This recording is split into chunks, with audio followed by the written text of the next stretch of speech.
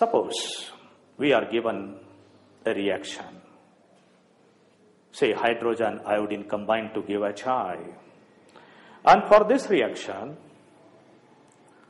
we are given concentration of hydrogen, concentration of iodine, the concentration of HI.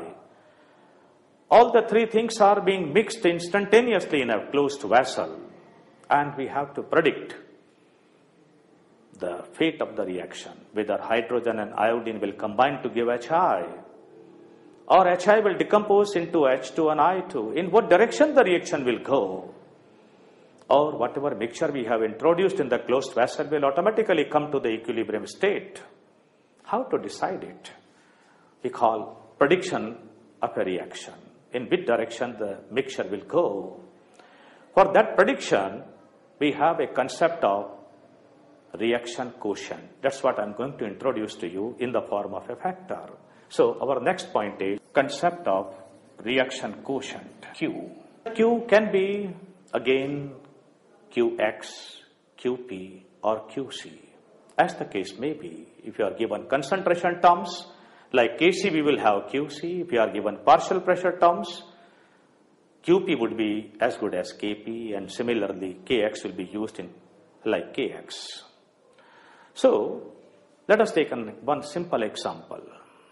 That is, suppose we have a reaction A plus B equal to C plus D. Let it be a homogeneous reversible gaseous reaction, and its equilibrium temperature is T Kelvin, and at this temperature its equilibrium constant K. Suppose this is equal to 10 with the proper unit that we shall deal with after some time. So K is equal to 10 here.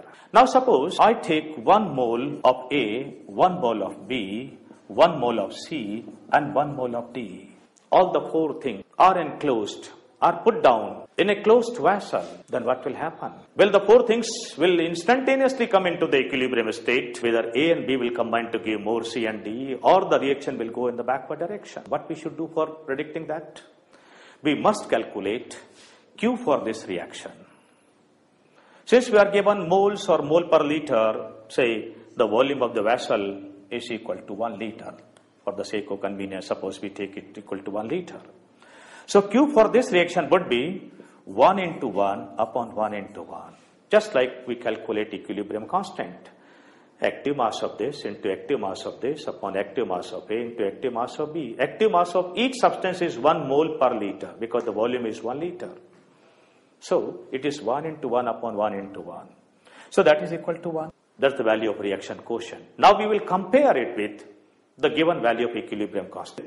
Value of equilibrium constant given to us is equal to 10, and we find that Q is equal to 1. This reaction is bound to attain an equilibrium state at this temperature only when K becomes 10. In what way this Q can increase to become its value equal to 10? This can be raised to 10 only when the numerator increases and denominator decreases. That means this reaction should go in the forward direction, producing more and more C and D. So we'll say that reaction must go in the forward direction. But how long? It should go in the forward direction till Q becomes equal to K. That is equal to 10 in the given frame of reference.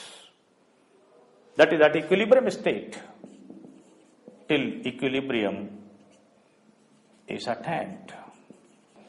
So this concept of reaction quotient is very, very important, and it is utilized in such circumstances where we are given all the reactants and products enclosed in a vessel. We do not know what is going to happen to this reaction. We shall always be calculating Q and comparing it with the given K.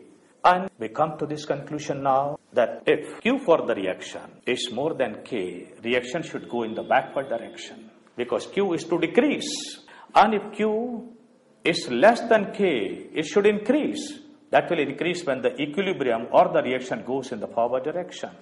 However, if in a case Q is equal to K, we will say that the situation or the system is already in an equilibrium state. Our next factor is relation between Kp, Kc and Kx for a reaction and units of equilibrium constants.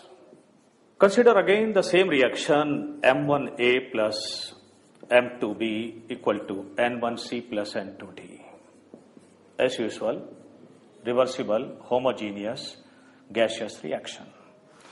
As we have seen, Kc for this is equal to C to the power N1 and D to the power N2 over A to the power M1 into B to the power M2.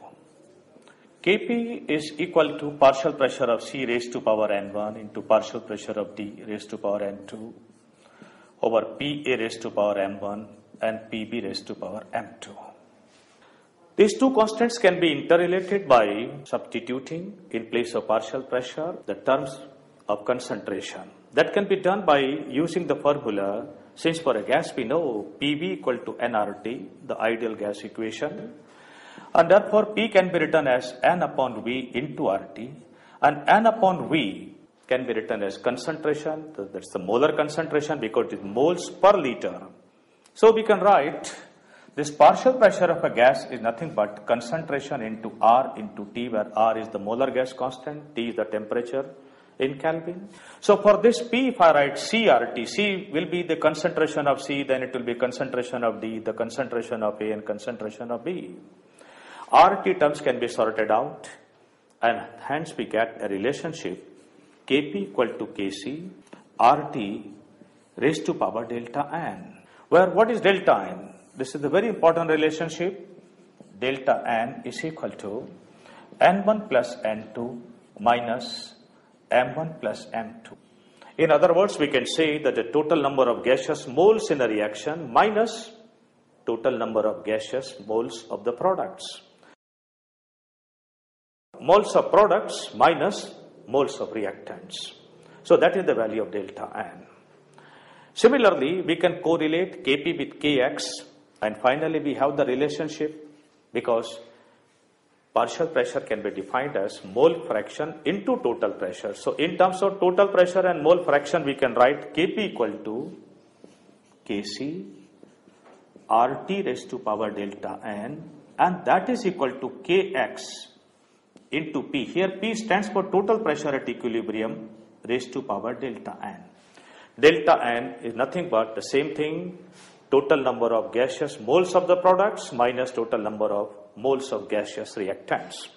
If a reaction is heterogeneous, then don't consider the number of moles of solids and liquids. Only the moles of gaseous reactants and products are to be taken for the calculation of delta N. So on the basis of this formula, we can have certain conclusions. They are